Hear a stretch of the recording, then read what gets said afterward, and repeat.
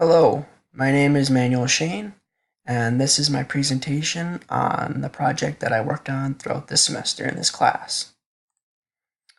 The first part of what we had to do was the request for proposal, and this was just a rundown of what the gist of the project was, the introduction, why we were doing the project, which was the motivation, which was to grow vegetables, and then the details, which gave details on like what sort of tools that were used, if any software or hardware is being used, the largest challenge that was going to be for the entire project, and also what the project itself was going to produce in the end, which was to have a garden to grow vegetables in.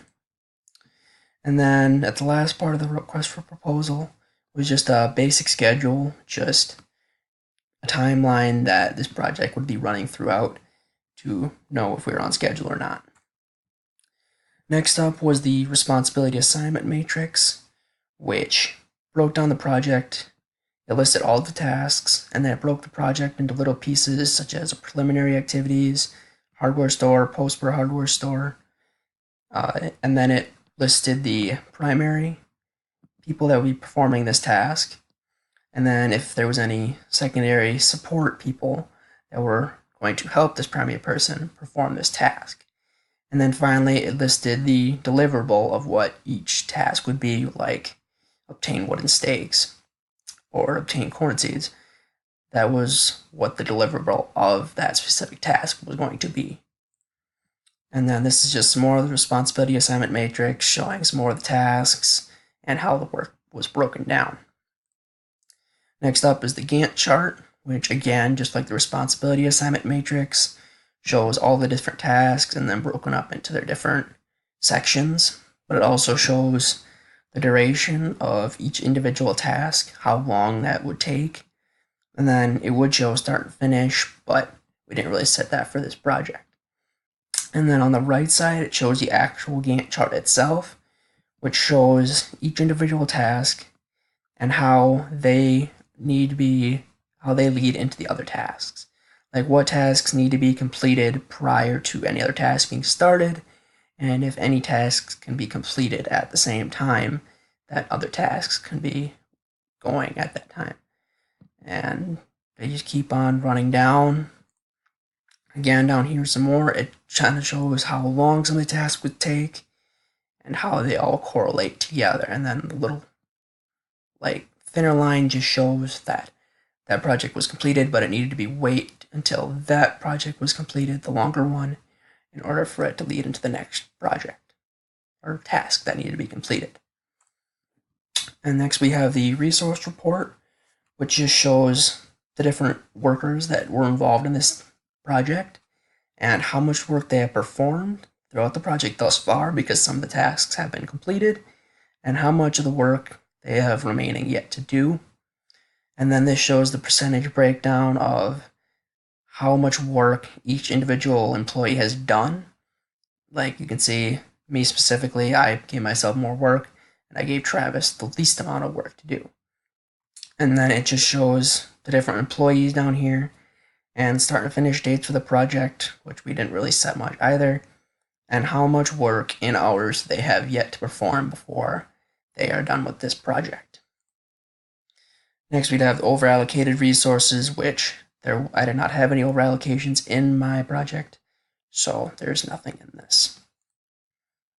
Next, we have the task cost overview, which again shows the different sections of the project and how much the actual cost that section had, because this one was completely done already, and then remaining costs as well, like how much is going to be yet spent on these individual tasks in these sections. Like none of these had been completed yet, they all still remain.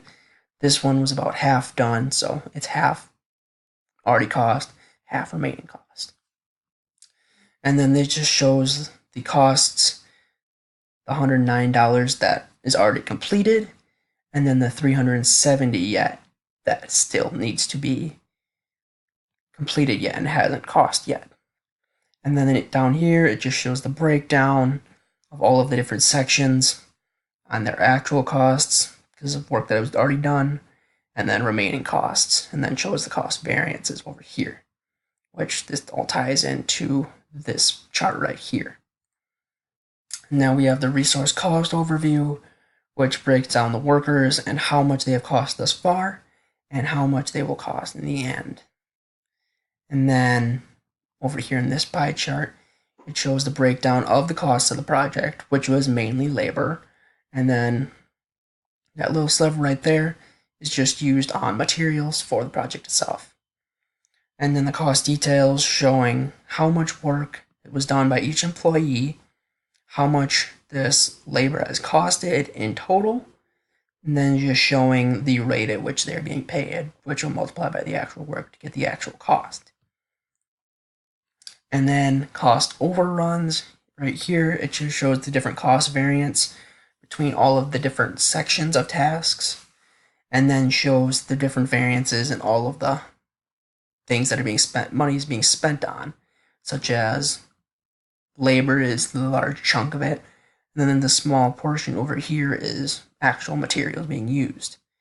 And then it shows down here, it shows the different sections again, and just the percentage at which all of these are completed. You can see the preliminary is completely done, and then it just shows the costs of each individual section based on their labor estimations and material costs.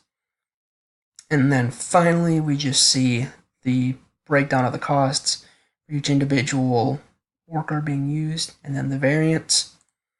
And then finally, what I have learned throughout this semester, I have learned a lot about the entire project planning process throughout the semester of this class. I had no idea about all the different aspects that go into a project planning process, as I myself have never been a part of a project planning team before.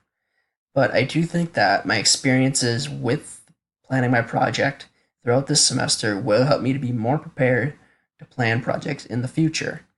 I am unsure how much I will be planning projects in my career, but it will still be helpful to have this knowledge if I ever come into a situation where I am a project manager.